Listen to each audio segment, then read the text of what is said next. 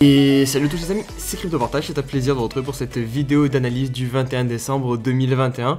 J'espère que vous portez tous très bien. Du côté de la map crypto, on est plutôt pas mal aujourd'hui. Regardez, on commence à être bien dans le vert. Le BTC qui est quasiment de retour à 49 000 $. Il a même fait une mèche qui a touché les 49 000. Donc voilà, on est vraiment sur un beau mouvement haussier pour le moment. Du côté d'Ethereum, pareil, on récupère les 4 000 $. Et pour le reste de la map crypto, c'est pareil, c'est bien dans le vert. Avalanche, avec son token AVAX qui est de retour à 120 $, il est vraiment très chaud en ce moment. Solana plus 5%, le X qui nous fait plus 30%. J'ai eu un abonné qui m'a demandé en commentaire que j'analyse le X, donc voilà, ça tombe parfaitement bien, il est dans le vert, donc je vais analyser le X. Je vais faire un petit peu de fonda aussi, donc pour tous ceux qui ne connaissent pas ce projet, n'hésitez pas à rester au cours de la vidéo, hein. Je vais en parler très rapidement, mais au moins voilà, vous aurez les grandes lignes de ce projet. Terra Luna aussi qui est dans le vert, et XRP qui est très légèrement dans le vert, et je ferai XRP en analyse technique en seconde partie de vidéo, même si je suis pas fan du projet. Je sais qu'il y a pas mal de personnes qui l'ont au portefeuille, donc je pense que ça en fera plaisir à certains d'entre vous. N'oubliez pas de mettre un petit pouce bleu à la vidéo si le contenu vous plaît pour aider au référencement, et si vous êtes nouveau sur la chaîne, un petit abonnement à cette chaîne YouTube, plus mes différents réseaux sociaux, donc Twitter, Insta et le Discord, et voilà, ça fera grandir la communauté. On va débuter cette ADJ par un petit tour sur les options qui vont clôturer en fin de mois, donc le 31 décembre, qui sont pas mal importantes puisqu'on a 111 000 BTC en jeu avec le fameux Max Payne que vous entendez très probablement un peu partout, que ce soit sur YouTube ou sur Twitter, mais je pense que c'est quand même une donnée qui est importante à prendre en compte. Donc 48 000 $ ce Max Payne, en gros le prix va être attiré par ce Max Payne, et c'est pour ça que je pense qu'il ne faut pas forcément trop s'enflammer par ce pump. Personnellement, moi je préférais qu'on reste calme, même qu'on descende plus bas. Hier je vous ai partagé deux scénarios, le premier où on viendrait exploser les stops qui sont situés au-dessus à 50 000 $, etc., et du coup faire un premier mouvement haussier, et le deuxième où on irait chercher les stops des longues, donc des personnes qui parient à la hausse, et ça plutôt vers les 42 000 $. Et je préférais qu'on fasse ce scénario jusqu'à fin décembre, et que du coup fin décembre on remonte à 48 000, et ensuite comme ça on peut monter beaucoup plus haut vu qu'on aura pété les stops des longues en bas, plutôt que maintenant on vienne chercher les stops au-dessus de nos têtes, et qu'ensuite du coup on se fasse réattirer par ce Max Payne en fin de mois, et que du coup après on ait beaucoup moins de jus pour pouvoir remonter. Sur le graphique du Bitcoin, alors je vais vous expliquer rapidement les scénarios que je vous ai un petit peu décrits hier et juste avant là sur le Max Payne. Comme ça vous allez pouvoir avoir ça en image et ce sera peut-être plus simple pour comprendre, mais attention, du coup c'est des scénarios, donc ça va être de la spéculation que je vais faire. Je vais spéculer sur des faits futurs, hein, sur ce qui pourrait se passer en cette fin de mois, fin d'année, mais voilà, faites bien attention, n'allez pas faire des all-in, n'allez pas investir tout votre argent sur un scénario que je vais vous donner. Vous pouvez le prendre en considération, vous pouvez en tirer des conclusions derrière, mais s'il vous plaît, essayez vraiment de faire vos propres choix, c'est vraiment le plus important. Je ne suis pas conseiller en investissement, je ne sais pas du tout ce qui va se passer plus tard, juste voilà, je spécule sur des faits par rapport à des infos que j'ai et ce que je pense du marché. Donc je vais d'abord positionner le Max Payne, puisque pour moi c'est quelque chose, c'est une donnée qui est assez importante pour cette fin de mois, parce que voilà, 111 000 BTC qui expire, c'est quand même une grosse somme. Je pense que c'est pas mal regardé et on l'a vu les derniers mois, souvent le Max Payne nous a attiré vers lui. Donc on va mettre le Max Payne ici avec la droite, et à partir de là je vais construire les deux scénarios. Donc le premier qui sera haussier et le dernier qui sera plutôt baissier. Donc le premier qui est haussier, mais attention, ça va être haussier sur le court terme mais baissier sur le long terme. Je vais m'expliquer. Donc le premier, celui qu'on est potentiellement en train de faire, puisque aujourd'hui regardez on est en train de monter, hein, et donc où se trouve la liquidité? Elle se trouve au-dessus des tops et en dessous des points bas, des creux. Donc voilà, c'est ici qu'il y a le plus de liquidité. Pourquoi? Parce que ceux qui vont par exemple rentrer en longue sur le BTC, où vont-ils mettre leur stop? Un stop c'est quoi? C'est un endroit où ils vont sortir de l'opposition, et c'est sur les derniers points bas. Donc ici c'est là où il y a très probablement le plus de stops à péter pour casser des longues. Et donc si vous voulez par exemple monter à la hausse, quand vous cassez par exemple des ordres de stop, donc ici, de la liquidité ici, ça nourrit le prix, ça nourrit la hausse, puisque forcément les gens ici vont être obligés du coup de racheter des BTC, et donc ça fait monter automatiquement le prix. Donc c'est pour ça que ici ces zones ici sont hyper importantes, et ce que l'on appelle un short squeeze, c'est plus ou moins ce qui est en train de se passer aujourd'hui, c'est-à-dire qu'on se nourrit de la liquidité pour pouvoir monter plus haut. Donc si on se dirige vers ce premier scénario, ben voilà, on pourrait inverser la tendance, puisque techniquement, si on revient et qu'on gratte toute la liquidité ici, hop, on va repasser en tendance haussière, puisqu'on refait des points hauts de plus en plus haut, et derrière, ben, on pourrait se diriger, alors je sais pas, on fera le point tout à l'heure sur l'analyse technique, je vous montrerai les niveaux de résistance, mais potentiellement ici, ou potentiellement même carrément jusqu'au niveau des 60 000 $. Mais le problème de ça, c'est que je pense que ça serait un piège technique, juste un rebond technique sur notamment le weekly, et derrière, on pourrait venir à s'effondrer et du coup se rapprocher du max pain en fin de mois.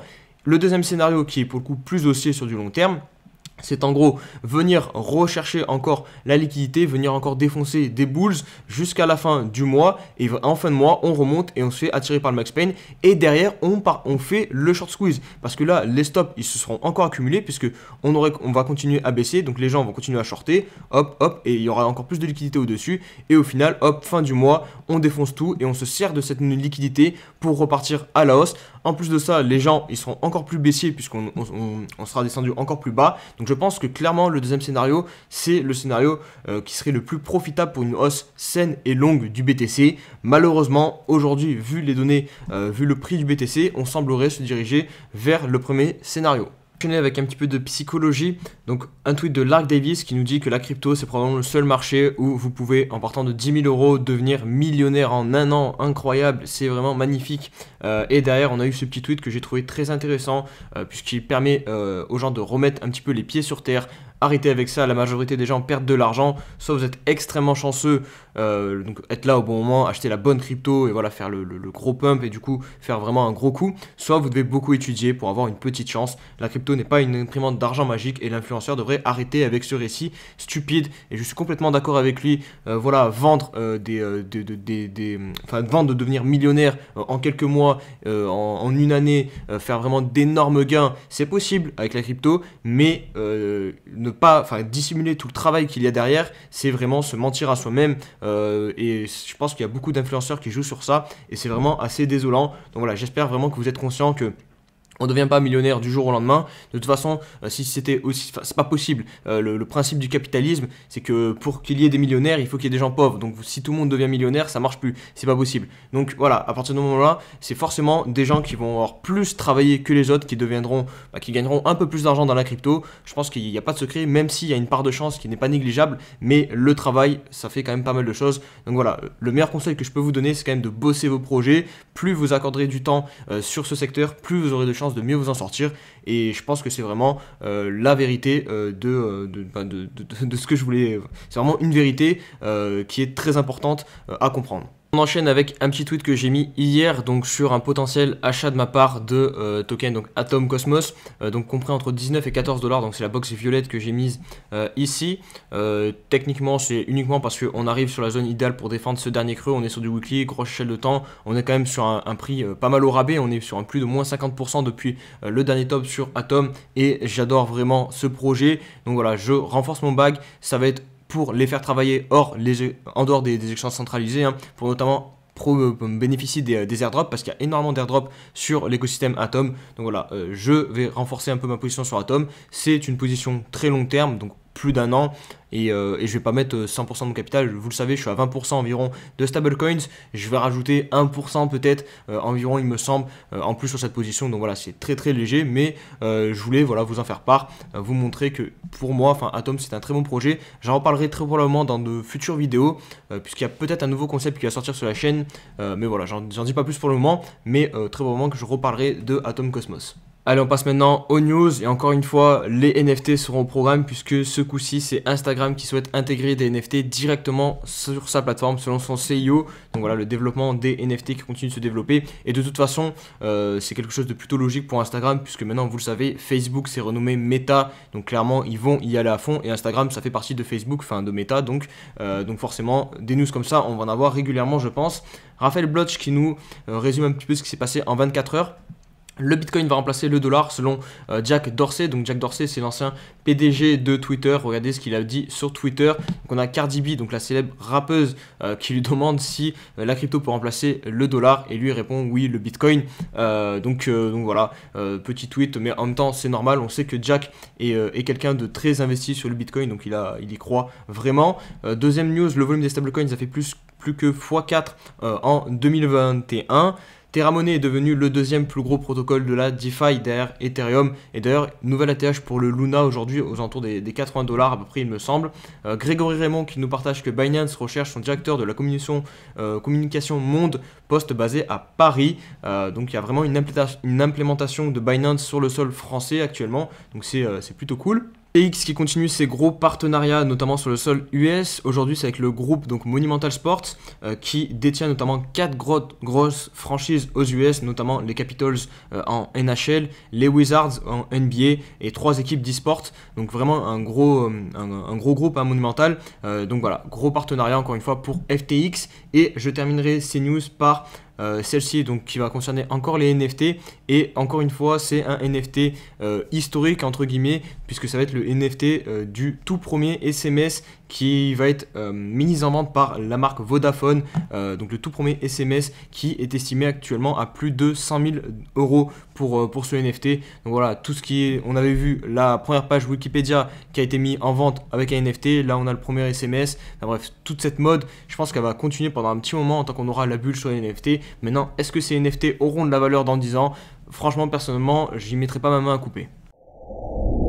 On se retrouve sur l'analyse technique du BTC. Il va y avoir un petit peu plus de choses à dire que d'habitude puisque enfin on a du mouvement, on a des signaux techniques nouveaux. Donc le premier c'est la sortie du canal qu'on tient depuis maintenant le 4 décembre. Vous voyez vraiment à chaque fois on venait chercher le bas, le haut, le bas, le haut, le bas, le haut, ainsi de suite. Et là pour la première fois on commence à s'extirper de ce canal. Pour la première fois aussi on vient à casser un dernier point haut. Donc là on relance une tendance haussière, on sort de cette tendance baissière. On a aussi le signal au niveau du RSI sur le 4 heures qui est validé. Donc vraiment, on a pas mal de signaux techniques qui montrent qu'il se passe quelque chose, que vraiment on est en train d'inverser la tendance sur le cours. D'un point de vue technique, je parle. On peut aussi voir que les moyennes mobiles sont en train de se réorienter dans le sens de la marche. Donc ce qui serait intéressant de voir, c'est un croisement de la bleue au-dessus de la rouge.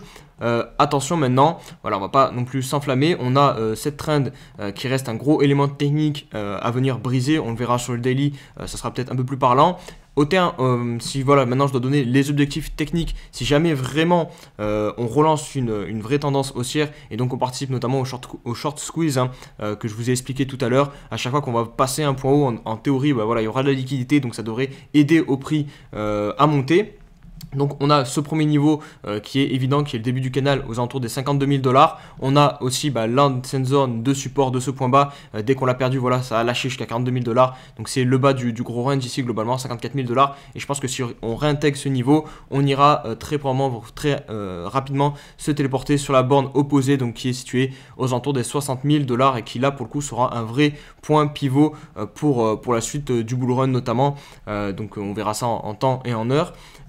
Je voulais vous montrer aussi rapidement l'objectif du canal pour vous montrer que tout converge vers cette zone ici, donc compris entre 52 000 $, 53 500 à peu près, en gros ce point bas et le point haut ici. Je pense que voilà, c'est là où on devrait trouver de la grosse résistance dans les heures et jours à venir, si vraiment on met en place ce short squeeze et qu'on part vraiment pour une inversion de tendance, parce que ça peut être évidemment un piège aussi, mais bien sûr qu'on peut réintégrer derrière et repartir à la baisse. Et personnellement je préférerais, pour les raisons que je vous ai expliquées tout à l'heure, si on se met sur le daily, voilà, pareil, tant qu'on ne franchit pas au minimum ce dernier point haut ici, pour moi on reste techniquement encore en tendance baissière. Donc c'est le niveau des 48 700 $ en cours de clôture. Pareil, récupérer l'AMA 21 qui est situé à 50 000 $, ça serait aussi intéressant et ça correspondrait aussi à venir briser donc cette oblique. Donc voilà, pour vraiment matérialiser vraiment le changement de tendance sur le daily, je voudrais voir quelque chose comme ça, des creux de plus en plus haut, de l'autre côté de l'oblique ici, qui matérialise toute cette descente qu'on a entamée depuis la TH.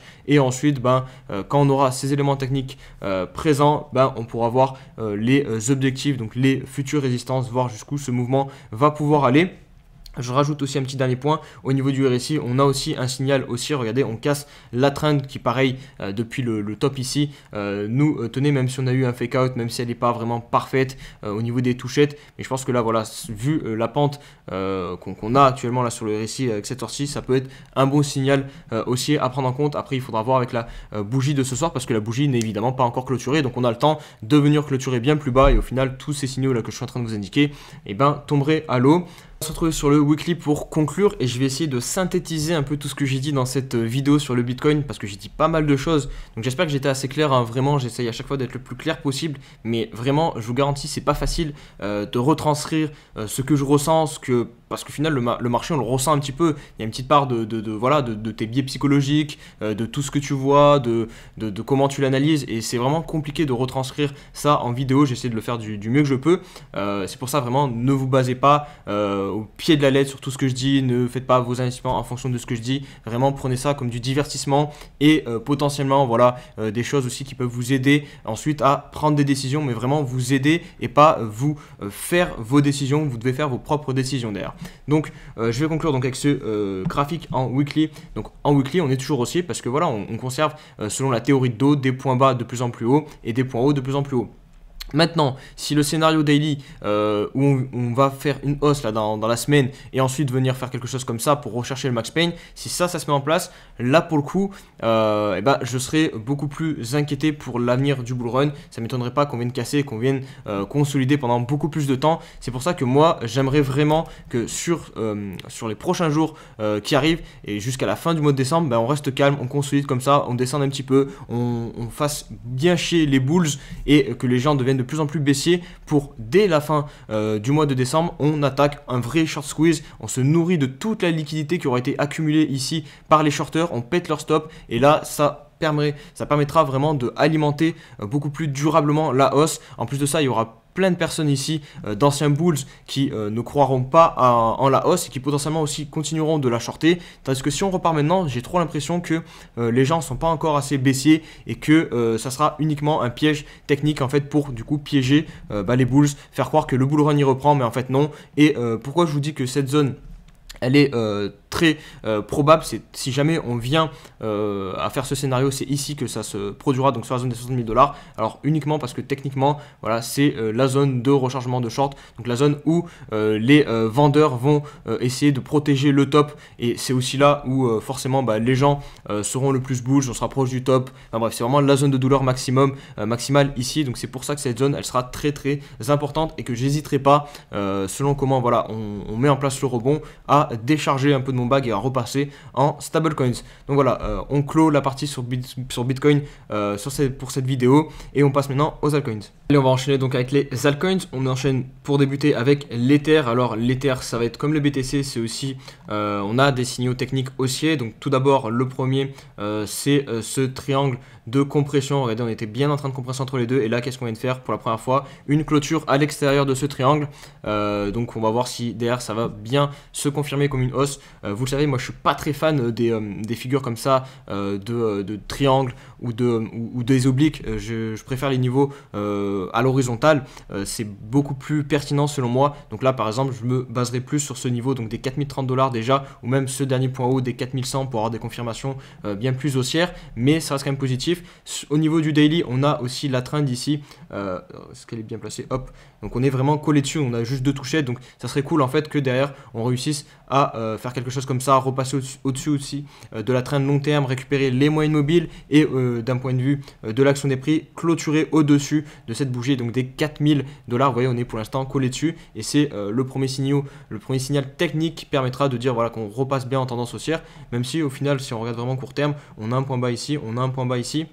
Le seul problème, c'est qu'en fait, on faisait des points hauts de plus en plus bas. Donc, on était juste dans une tendance neutre, on était en train de compresser. Et là, on arrive quasiment à la fin de cette compression. Je vous montre rapidement l'IGLD avant de passer au token X et XRP parce que la vidéo commence à être pas mal longue encore une fois. En ce moment, je galère trop à faire des vidéos petites. J'ai trop de choses à vous dire, mais bon, apparemment, vous aimez bien. Donc, tant mieux. Et en commentaire, il y a une personne qui m'a dit que elle regardait mes vidéos en vitesse x1,5, x1,25. Et personnellement, je fais ça aussi sur YouTube. Donc, n'hésitez pas, hein, si vous voulez économiser un peu du temps. Je pense que mon débit de parole est écoutable, entre guillemets, entre 1,25 et 1,5. Donc voilà, si vous voulez, si jamais ça vous prend, n'hésitez pas à du coup accélérer un petit peu la vidéo. Donc là on arrive sur IGLD sur un gros niveau de support, les 220 $. Vous voyez ici c'est le dernier creux qu'on a matérialisé sur ce support. Donc pour l'instant il n'y a pas une grosse réaction. Donc si on se met sur le weekly, pareil, c'est un gros niveau de support, c'est l'ancien ATH. Donc voilà, vous pouvez le payer, mais si vous voulez un peu plus de certitude et payer avec un meilleur gain risque potentiel, voilà, j'aimerais qu'on rentre peut-être un peu plus dans cette grosse box de rechargement, la zone qui sera idéalement pour défendre la tendance haussière sur IGLD, ça sera ici. Donc potentiellement voilà, aux alentours des 150 $, là je pense qu'on aura vraiment un très très bon prix d'entrée pour l'e-gold, mais commencer à rentrer ici en DCA, bah, je pense que c'est pas non plus déconnant, on est sur la EMA 21 weekly, donc voilà, on est sur support. Avec le XRP qui est assez... On enchaîne avec le XRP qui arrive en fin de compression sur une échelle de temps long terme. Le weekly, regardez, on a des points bas qui sont bien de plus en plus hauts. En revanche, on a des points hauts qui sont de plus en plus bas. Donc on compresse et là, on arrive bientôt à la fin de ce triangle. Les moyennes mobiles sont en train de se mettre à plat. Donc vraiment, on est sur une volatilité qui est en train de se compresser. Si je mets les bandes de Bollinger, ouais, vous voyez, elles se compressent de plus en plus. Donc ça veut dire quoi? Ça veut dire qu'on va arriver sur un gros mouvement. Maintenant, bah, prévoir de quel côté le XRP va partir, bah, ça, j'ai pas de boule de cristal, je peux pas vous le garantir. En termes de probabilité, on a évidemment plus de chances de partir à la hausse puisque nous sommes dans un marché haussier. Donc voilà, il va être entraîné par le marché haussier.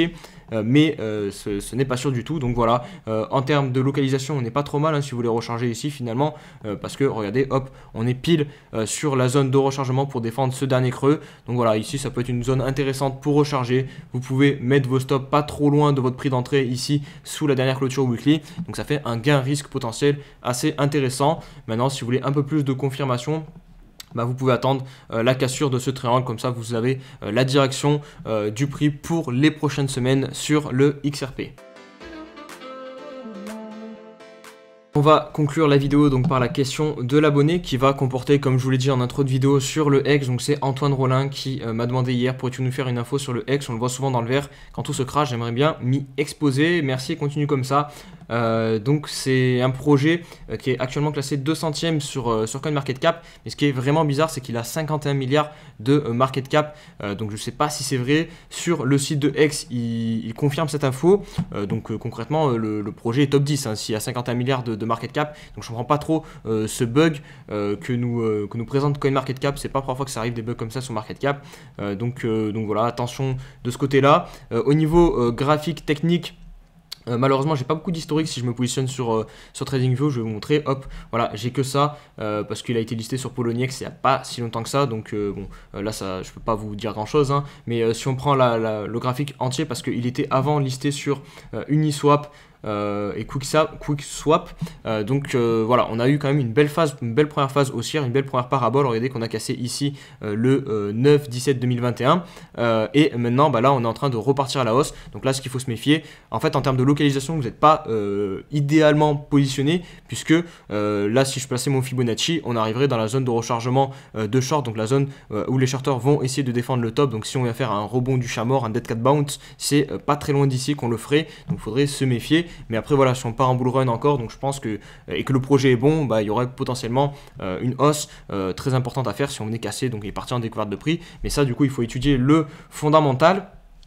Et pour le fondamental, donc j'ai étudié rapidement une heure à peu près, donc je vais pas vous sortir le white paper et enfin vous faire une étude approfondie du projet, mais de ce que j'ai lu, c'est plutôt un red flag, donc je n'irai pas forcément investir dedans, ou alors voilà, j'y investirai en connaissance de cause, parce que le truc ça a l'air d'être un petit Ponzi, donc attention, le mot Ponzi est assez fort, mais déjà voilà, en gros vous stackez, en fait le principe du Hex c'est qu'il faut que vous le stackiez et du coup vous gagnez 40% d'intérêt par an, garantie minimum. Ça a été fondé par Richard Hurt, donc apparemment il est assez connu. Hop, je vous montre, mais c'est quelqu'un qui a l'air assez folklorique si je puis me permettre. Et le Twitter pareil, 40% APY fois 3866 son prix en 558 days. Enfin le projet est énormément basé sur vous allez gagner de l'argent facilement, sur ses performances à la hausse. Et honnêtement ça, depuis que je suis dans la crypto, à chaque fois que je vois des projets qui sont basés et qui mettent en avant le fait que le token il fait des gros multiplicateurs, que vous avez un gros APY, en général ça pue le Ponzi. Donc c'est pour ça que je vous dis red flag. Après voilà, peut-être que c'est un nouveau mécanisme parce que c'est basé sur des sur je sais plus comment ça s'appelle exactement, sur des CD, donc je sais qui apparemment c'est des contrats qui sont disponibles dans des banques traditionnelles. Donc voilà, je suis pas banquier, donc vous expliquez ça et j'ai pas assez creusé honnêtement pour vraiment savoir ce que c'est. Donc peut-être que c'est un produit financier qui permet réellement d'avoir ce genre d'APY, mais enfin je pense pas qu'on puisse garder tenablement 40% d'APY. Il faut forcément des nouveaux entrants pour alimenter ce modèle, en tout cas c'est ce que je pense, ou du moins une croissance, c'est forcément basé sur quelque chose. Donc voilà, faites attention.